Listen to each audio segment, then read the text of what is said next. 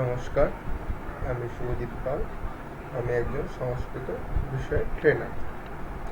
আমি আপনাদের গত দুটো ক্লাসে দ্বাদশ শ্রেণীর সংস্কৃত বিষয়ে একটি গদ্যাংশ পড়িয়েছিলাম, যেটি হচ্ছে নরচম্পু অর্থাৎ চম্পু কাব্যের অন্তর্গত এর অন্তর্গত একটি পাঠ্যাংশ, যার নাম হচ্ছে আর্যাবর্ত বর্ণনা, যেটি ত্রিবিক্রম ভট্টের রচনা। এবার আসি, আমরা গত দুটি ক্লাসে পড়েছিলাম যে চম্পু কাব্য কাকে বলে, ঠিক আছে। এছাড়া আমরা পড়েছিলাম চম্পু শব্দের ব্যুৎপত্তি, তারপর হচ্ছে যে আলংকারিক দণ্ডী তার কাব্যাদর্শ গ্রন্থে চম্পু কাব্যে কি লক্ষণ করেছেন। এরপরে আমরা এই কাব্যাদর্শের টিকাকার রঙ্গাচার্য তিনি চম্পু কাব্য সম্বন্ধে কি বলেছেন সেটি একটু জেনেছিলাম। এছাড়াও আমরা কিছু চম্পু কাব্য গ্রন্থের নাম পেয়েছিলাম, ঠিক আছে।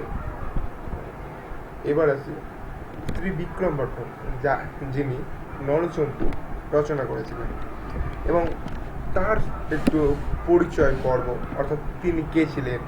তিনি যেমন সান্ডেলিয়া গোত্রে এক ব্রাহ্মণ ছিলেন, তার বাবার নাম ছিল নেমাদিত্য, এবং আরেকটি আমরা পরিচয় পেয়েছিলাম যে ত্রিবিক্রম ভট্ট দক্ষিণ ভারতের রাজা তৃতীয় ইন্দ্রের সভা পণ্ডিত ছিলেন, ঠিক আছে। এছাড়াও আমরা এই রাজা তৃতীয় ইন্দ্রের সভা পণ্ডিত থেকে জানতে পারি যে তিনি দশম শতকে, অর্থাৎ রাজা তৃতীয় ইন্দ্রের যে সময়কালটা সেটি আমরা দেখতে পাচ্ছি 914 থেকে 916 খ্রিস্টাব্দ, ঠিক আছে। সেই দ্বারাই বুঝতে পারছি যে দশম শতাব্দীর পূর্বার্ধের কবি বিক্রমাদিত্য, এটা তো পেয়েছিলাম। এছাড়াও তার উপাধি কি ছিল এটি পেয়েছিলাম, ঠিক আছে। এছাড়া আমরা দ্বিতীয় ক্লাসে আর্যাবর্ত, অর্থাৎ যে আমরা পাঠ্যাংশটি পড়ছি, অর্থাৎ আর্যাবর্ত বর্ণনা। আর্যাবর্ত বর্ণনা হচ্ছে একটি আর্যবর্ত নামে একটা দেশ আছে, সে তার সুন্দর একটি বর্ণনা, অর্থাৎ আর্যাবর্ত দেশে কি কি অবস্থিত, কি আছে, কতদূর পর্যন্ত আর্যাবর্ত দেশটি বিস্তৃত সেটি বলা হয়েছে। এছাড়া আমরা দ্বিতীয় ক্লাসে সেখানে আমরা আর্যাবর্ত দেশের মূল পাঠটি শুরু করেছিলাম, ঠিক আছে। আমরা আগের ক্লাসে এই মূল পাঠটি পড়েছিলাম যে আর্যাবর্ত দেশটিকে অলঙ্কার স্বরূপ হিসেবে তুলনা করা হয়েছে। যেমন ভীম যেমন হচ্ছে মহাভারতের অলঙ্কার, সেরকম আমরা দেখতে পাচ্ছি যে বলছে ভীম হইব ভারত অলঙ্কার ভূত। এছাড়া আমরা এই যে প্রকৃতি নিপাত, অদৃষ্ট প্রকৃতি নিপাত উপসর্গ লোপ বর্ণবিকার, এটি আমরা পড়েছিলাম। এর দ্বারা আমি পুঙ্খানুপুঙ্খভাবে প্রকৃতি কাকে বলে, নিপাত কাকে বলে, উপসর্গ কাকে বলে, লোপ কাকে বলে, বর্ণবিকার কাকে বলে, আমি দ্বিতীয় ক্লাসে আলোচনা করেছি, ঠিক আছে। এইটা অর্থাৎ এখানে, অর্থাৎ এই আর্যাবর্ত দেশকে এগুলির সাথে কেন আলোচনা করেছে সেটি আমি বলেছি, তোমরা পূর্ববর্তী ক্লাসটি একবার দেখে নিও। এটাও পড়া হয়েছিল, ঠিক আছে। আজ আমরা পড়ব সেটা হচ্ছে এই যে মূল টেক্সট, অর্থাৎ আজকে তৃতীয় ক্লাসটি শুরু হচ্ছে। ইয়াসমিন অনবরত ধর্ম কর্ম উপদেশ শান্ত সমস্ত ব্যাধি ব্যতিকারাহ পুরুষ আয়ুষ জীবেন্যা সকল সংসার সুখভাজ প্রজাহ। ইয়াসমিন মানে এটা হচ্ছে ইয়াদ শব্দের সপ্তমীর এক বচন, এর মানে হচ্ছে যেখানে, ঠিক আছে। এর মানে হচ্ছে যেখানে, হচ্ছে অনবরত, অনবরত মানে হচ্ছে সব সময়। ধর্ম কর্ম উপদেশ শান্ত সমস্ত ব্যাধি ব্যতিকারাহ। এবার আমরা পড়ি এর মানে হচ্ছে, অর্থাৎ এইখানে কিন্তু আর্যাবর্ত দেশের বর্ণনা করা হচ্ছে, অর্থাৎ আর্যাবর্ত দেশে সব সময় ধর্মকর্মের উপদেশ মানা হয়, ঠিক আছে। এবং কি বলছে, প্রজাদের সমস্ত রোগের প্রাদুর্ভাব দূর হয়ে যায়। এরপরে বলছে পুরুষা আয়ুষ জীবেন্যা। পুরুষা আয়ুষ জীবেন্য মানে হচ্ছে মানুষের সর্বোচ্চ আয়ু পর্যন্ত যে জীবন ধারণ করে থাকেন, অর্থাৎ যেখানে বলতে আর্যাবর্ত দেশে, অর্থাৎ প্রজারা, এই যে প্রজাহা অর্থাৎ প্রজারা মানুষের সর্বোচ্চ আয়ু পর্যন্ত জীবন ধারণ করে। হ্যাঁ, এবার আসি সকল সংসার সুখভাজ প্রজা। এর মানে হচ্ছে যে যেখানে প্রজারা সকল অর্থাৎ সমস্ত রকমের সংসার সুখ ভোগ করেন। তার কারণ কি বলছে, এই যে তথাহি অর্থাৎ তার কারণে স্ফোট প্রবাদ বৈয়াকরণেষু। এবার এইটুকুটা যায় বৈয়াকরণেষু, অর্থাৎ তার কারণ হচ্ছে স্ফোট তত্ত্ব কেবল বৈয়াকরণদের মধ্যেই আলোচিত হতে দেখা যায়। এবং কি বলছে গ্রহ সংক্রান্তির জ্যোতি শাস্ত্রেষু। এখানে বলছে যে সূর্যের বিভিন্ন রাশিতে সংক্রমণ জ্যোতিষ শাস্ত্রগুলিতে দেখা যায়। এবং বলছে কি ভূত বিকার সাংখ্যেষু, অর্থাৎ সাংখ্য দর্শন যে দর্শন আছে সেখানে যে পঞ্চভূত আমরা পাই, সেই পঞ্চভূতের বিকার সংক্রান্ত তথ্য এটি আমরা দেখতে পাই বা জানতে পারি। এরপর আছে গুল্ম বৃদ্ধির বনভূমিষু। এর মানে হচ্ছে যে গুল্মের বৃদ্ধি বনভূমিতে দেখা যায়। এবং কি হচ্ছে গণ্ডক উত্থানম পর্বত বনভূমিষু দৃশ্যতে ন প্রজাসু, অর্থাৎ গন্ডারের লাফালাফি পাহাড়ের বনাঞ্চলে দেখা যায়, কিন্তু এই সমস্ত জিনিস প্রজাদের মধ্যে দেখা যায় না।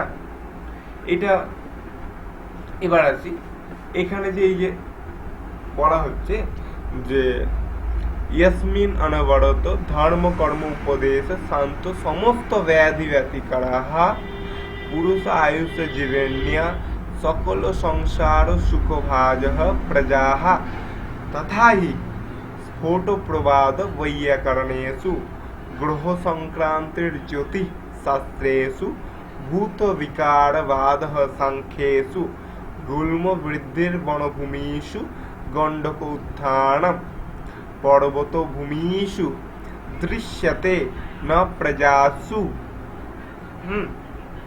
এবার আসি, অর্থাৎ এই যে আমি আলোচনাটা করলাম এখানে কিন্তু এই যে স্ফোট তথাহি বলছে না, তথাহি বলতে এখানে স্ফোটের কথা বলছে। এই যে স্ফোট প্রবাদ এইটা হচ্ছে বৈয়াকরণরা স্ফোটের মানে স্ফোটকে মেনে থাকেন।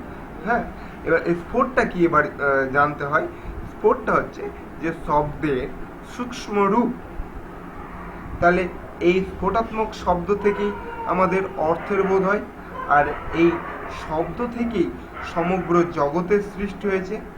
অর্থাৎ এই যে বৈয়াকরণ মানে হচ্ছে ব্যাকরণ, একটা শাস্ত্র আছে, আমরা সংস্কৃত ব্যাকরণ পড়ি, বাংলাও ব্যাকরণ পড়ি, এবং ইংলিশ গ্রামার যেটাকে বলে সেটা হচ্ছে ব্যাকরণ।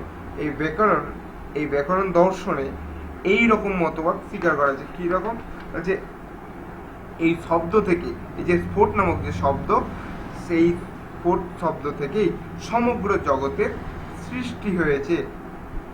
এই জন্যই একে বলা হয়েছে কি স্ফোট প্রবাদ অর্থাৎ স্ফোট প্রবাদ। এই মতবাদকে শব্দ ব্রহ্মবাদও বলা হয়। যাই হোক, এখানে স্ফোটাত্মক শব্দের স্বরূপ সম্বন্ধে দু চারটা কথা জেনে রাখা ভালো। যে শব্দ আমরা কানে শুনি তার থেকে অর্থের বোধ হয় না, কারণ শব্দের প্রতিটি বর্ণ একসঙ্গে শোনা যায় না। যখন প্রথম বর্ণটি শোনা যায়, অর্থাৎ আমি একটি পদ বললাম, অর্থাৎ পদ বলছি, কি পদ, এই যে ঘট পদটি বললাম, তার প্রথম বর্ণটি হচ্ছে কি ঘ। এই প্রথম বর্ণটি যখন শোনা যায় তখন কিন্তু বাকি অংশগুলি শোনা যায় না। যেমন ঘট, অর্থাৎ ঘটটাকে আমরা যদি ভাঙি অ্যাকচুয়ালি বর্ণ বিশ্লেষণ করি তাহলে এটি কি দাঁড়ায়? ঘ, তারপর অ, ঘয় হসন, ঘয় হসন অ, টয় হসন অ, অর্থাৎ শুধু ঘ উচ্চারণ করলে বাকি যে তিনটি বর্ণ আছে অর্থাৎ অ, টয় হসন অ, এগুলো কিন্তু শোনা যায় না। আবার যখন তার পরের বর্ণটি যখন উচ্চারণ করি তখন আগের বর্ণটি বিনষ্ট হয়। যেমন এই যে ঘট, ঘ হসন অ, এই যে এবার অ যখন বলছি তখন কিন্তু পূর্বের বর্ণ যে ঘয় হসন এটি কিন্তু শোনা যায় না, অর্থাৎ বিনষ্ট হয়ে যায়। তাই ওই কানে শোনা শব্দ থেকে অর্থবোধ হয় এ কথা বলা যায় না। স্থূল শব্দ শোনার পর তার থেকে একটা সূক্ষ্ম শব্দরূপের জ্ঞান হয়, ওই সূক্ষ্ম শব্দটাকে বলা হয় স্ফোট। এই স্ফোটাত্মক শব্দ থেকে অর্থের বোধ হয়। স্ফোট শব্দের উৎপত্তি করেও এই রকম অর্থ পাওয়া যায় না। কি বলছে? স্ফুটতি অর্থাহা আসমাত, অর্থাৎ এর থেকে অর্থ প্রকাশিত হয় বলে এর নাম স্ফোট। কিন্তু এইটা মাথায় রাখতে হবে যে আর্যাবর্ত মানুষ, অর্থাৎ এই আর্যাবর্ত দেশের সম্বন্ধে, অর্থাৎ আর্যাবর্ত যে দেশের বর্ণনা হচ্ছে সেখানে স্ফোট প্রবাদ বৈয়াকরণ বলার কারণ কি? এখানে স্ফোট বলতে কিন্তু এই যে ফোড়া, আমাদের যে গায়ে যে ফোড়া হয় সেই ফোড়ার কথা বলা হয়েছে, ফোড়া ঘা, এইগুলো কিন্তু এই আর্যাবর্ত দেশে দেখা যায় না। অর্থাৎ এখানে বলছে এই যে তথাহি স্ফোট প্রবাদ বৈয়াকরণেষু, অর্থাৎ স্ফোট প্রবাদে যেমন স্ফোট প্রবাদ, অর্থাৎ বৈয়াকরণরা যেমন স্ফোট প্রবাদকে মানেন বা স্ফোটকে স্বীকার করেন, কিন্তু সেই রকমই এখানে হচ্ছে স্ফোটকে তুলনা করা হচ্ছে আর্যাবর্ত দেশে, অর্থাৎ ফোড়া এবং ঘায়ের সাথে তুলনা করা হচ্ছে। অর্থাৎ আর্যাবর্ত দেশে কোনো মানুষের কি হয় না, মানুষের বা প্রজাদের কি হয় না, ফোড়া বা ঘা হয় না। এবার আসি গ্রহ সংক্রান্তি জ্যোতিষশাস্ত্রেষু। গ্রহ সংক্রান্তি, এবার গ্রহ সংক্রান্তি আমরা জানি যে জ্যোতিষশাস্ত্র বলে একটি শাস্ত্র আছে। এই যে জ্যোতিষশাস্ত্রেষু, অর্থাৎ এখানে সূর্য এক বছরে অর্থাৎ 12 মাসে ক্রমশ, অর্থাৎ যে আমরা রাশিগুলোর কথা পাই যেমন হচ্ছে মেষ রাশি, মিষ রাশি, বৃশ্চিক, তুলা, সিংহ, এই যে প্রভৃতি রাশি আছে এগুলি কিন্তু একটি পরিক্রম, অর্থাৎ তারা কি করে এইভাবে, অর্থাৎ সূর্যকে 12 মাসে সূর্য, অর্থাৎ এই যে রাশিগুলি আছে অর্থাৎ 12 মাসে সূর্য পৃথিবীকে পরিক্রমা করে। অর্থাৎ সূর্যের পৃথিবী পরিক্রমার মতটি প্রাচীন জ্যোতিষশাস্ত্রকারদের মত। এই সময় তারা সূর্য স্থির মনে করত, সূর্য স্থির, এই সময় তারা সূর্য স্থির, পৃথিবী সূর্যকে পরিক্রম করছে এই মত জানতেন না।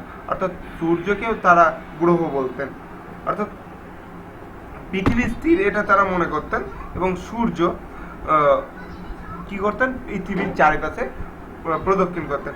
এই মতটি কিন্তু প্রাচীন শাস্ত্রকাররা মানতেন, কিন্তু বর্তমানে আমরা কিন্তু দেখি কি সূর্য হচ্ছে বাকি, অর্থাৎ পৃথিবী একটি গ্রহ, তিনি যেমন আদার্স যে গ্রহ আছে তাদের মতনই প্রদক্ষিণ করেন।